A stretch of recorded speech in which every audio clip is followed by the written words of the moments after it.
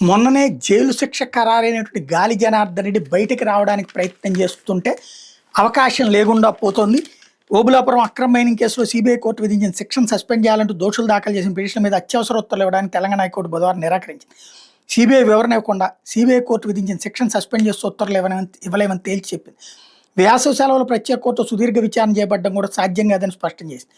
Obulapuram mining company కేసులో దోషులు దాఖలు చేసిన పిటిషన్ మీద వివరణ ఇవ్వాలని సిబిఐకి ఆదేశాలు జారీ చేస్తూ విచారణ ఈ నెల 28కి వాయిదా వేసింది. అక్రమ మైనింగ్ కేసులో 7 ఏళ్ల జైలు శిక్ష విధిస్తూ హైదరాబాద్ సిబిఐ కోర్టు ఈ నెల 6న వెలువరించిన తీర్పును సవాల్ చేస్తూ ప్రధాన నిందితుడు బివి శ్రీనివాసరెడ్డితో పాటు గాలి జనార్దన్ రెడ్డి, గనుల శాఖ మాజీ డైరెక్టర్ విడి రాజగోపాల్, గాలి పిఏ మఫజ్ అలీఖాన్లు వేర్వేరుగా అప్పీలు దాఖలు చేశారు. అప్పీళ్ల మీద విచారణ ముగిసే వరకు శిక్షామలు నిలిపేయాలని కోరుతూ మధ్యంతర పిటిషన్లు వేశారు. వీటి మీద వేసవి సెలవు ప్రత్యేక కోర్టు న్యాయమూర్తి జస్టిస్ నందికొండ నరసింహరావు బుధవారం విచారణ చేపట్టారు.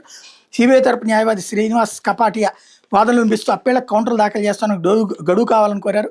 వేసవి సెలవుల తర్వాత వాయిదా వేయాలని కోరగా న్యాయమూర్తి దాంతో ఏకీపిస్తూ అత్యవసరంగా విచారించాల్సిన అవసరం లేదన్నారు. పిటిషన్ల తరపు న్యాయవాదులు జోక్యం చేసుకుని ఇది వ్యక్తిగత స్వేచ్ఛ అంశమని, వాళ్ళు జైల్లో ఉన్నారని తెలిపారు. దాంతో న్యాయమూర్తి వివేదిస్తూ కేసు తీవ్రత నేపథ్యంతో పాటు కోర్టు ముందు భారీ రికార్డులు ఉన్నాయని, ఏదైనా ఉత్తర్వు జారీ చేయాలంటే వాటిని కనీసం పరిశీలించాల్సి ఉంటుందని పేర్కొన్నారు. కేసుపై ప్రాథమిక సమాచారం లేకుండా ఏకవాక్య ఉత్తర్వులు జారీ చేయలేమని స్పష్టం చేశారు. తదుపరి విచారణ నాటి కౌంటర్ దాఖలు చేయాలనుకుంటే చేయొచ్చని, లేదంటే వాదనలు వినిపించాలని సిబిఐని ఆదేశించారు.